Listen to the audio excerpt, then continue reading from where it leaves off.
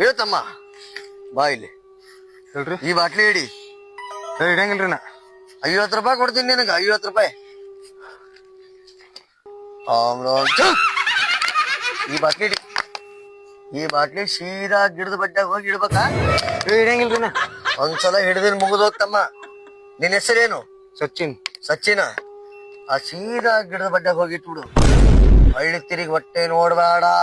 ನಿನ್ ಬಂದು ಬೆಂಚ್ ಚಪ್ಪರ್ಸ್ತಾರ, ಸಚಿನ್ ಅಂತಾರ, ಸಪ್ಲಾ ಮಾಡ್ತಾರ. ಆದ್ರೂ ನೋಡ್ಬೇಡ. ನೋಡಿದಿ ಖಲಾಸ್. ಹೋಗು ಅಂತ ನೋಡು. ಅವನಿಂದ